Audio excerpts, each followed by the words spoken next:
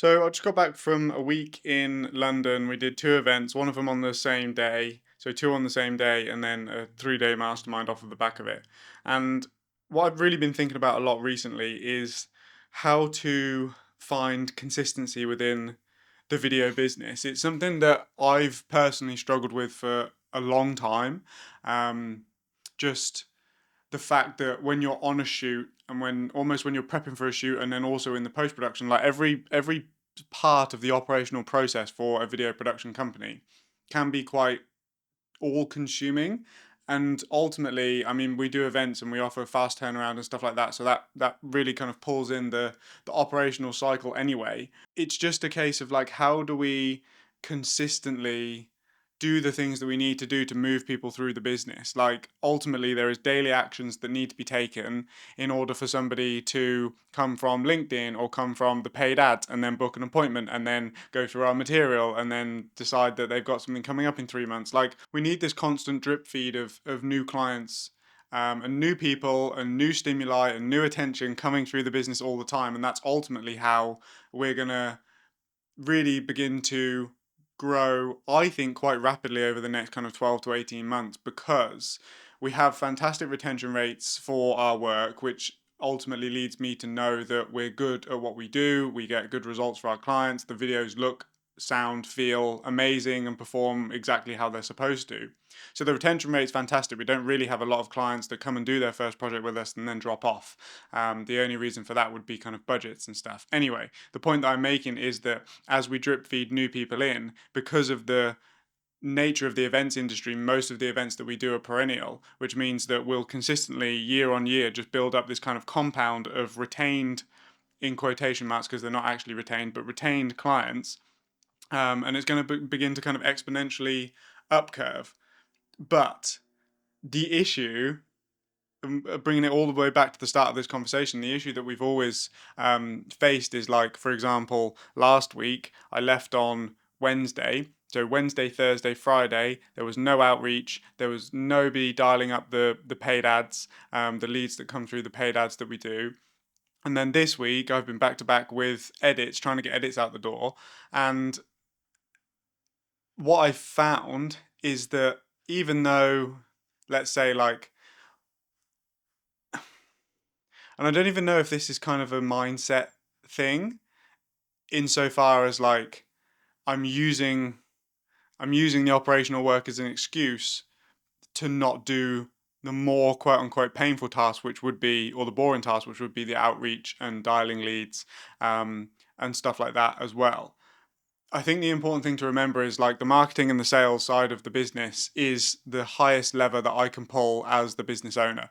It's the area that I need to be involved in and thinking about if we're ever looking to grow the business. Otherwise, we just kind of get stuck in this flywheel of job taken on, get paid, job taken on, get paid. And that's not really where I want to be. I want to grow this thing.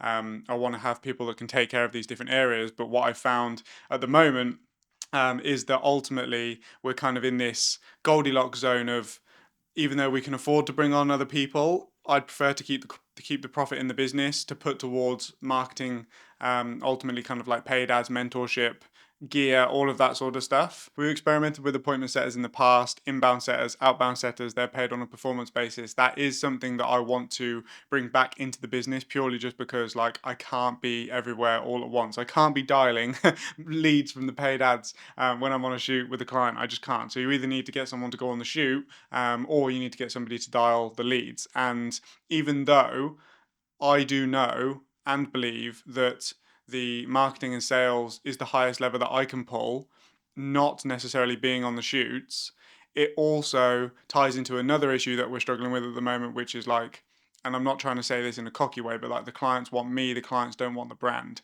I'm still very much tied to the brand as, like, this is Ollie's work rather than this is OG Films work, if that makes sense.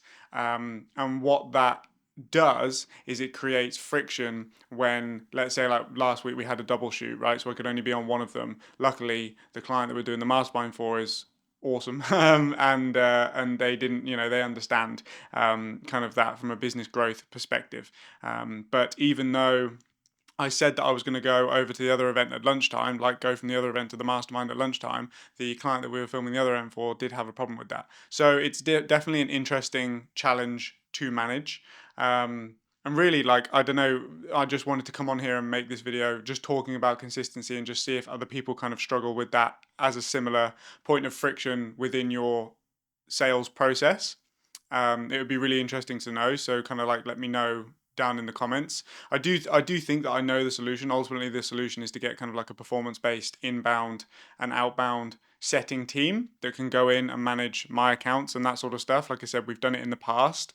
It's just kind of finding the right person that's willing to kind of work on those terms, and also somebody that I think, like, there's a lot of nuance to what we do. When I have conversations in the DMs, when I have conversations over the phone, there's a lot of things that I would say that would warm a potential client up, or kind of, let's call them the prospect, right, or a lead. There's a lot of things that I would say or do that would increase the likelihood of that person booking an appointment or wanting to find out more about us, if that makes sense. And I think that the training, sales, and ramp up process for the setters, especially if they're speaking to people on the phone, it has to be quite strong, because in the events industry specifically, I think there's a lot of charlatans, and people are really, really aware of this, because anyone can talk the talk, but if you can't relate to the things that they're saying, and if you don't relate to the prospect at all, then you're just kind of dead in the water, I think, if that makes sense.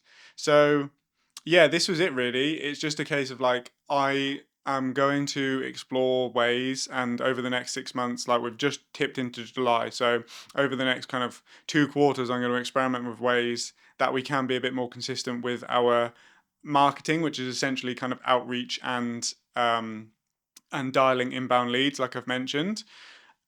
I'd be interested to kind of see what happens. I'd be interested to hear what other people think about this, and if you struggle with this and kind of what you do to combat this and stuff like that. Like, I'm always open to hearing different viewpoints and different solutions and that kind of thing. But we've been doing it a long time, and it's always been an issue for us. Insofar as that we've tried to build teams around it, but ultimately I always just keep coming back to, I'll do it because in the short term, me doing it is the most efficient thing, right? Me doing, like, I know how to do it. I know how to talk to the leads. I know how to book them in. I know how to talk to them on the phone.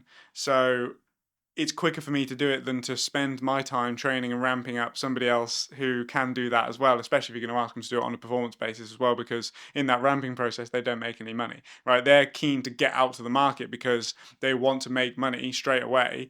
But ultimately, you're just kind of killing leads at that point. And the UK is small as a market. Obviously, we can target America, we can target Dubai, which we do, but obviously the likelihood of that person jumping on a call initially is much more reduced, because they just come up with the objection of like, it's going to cost way more to travel, and it does cost way more to travel. So that's it. That's kind of what I wanted to talk about in this video.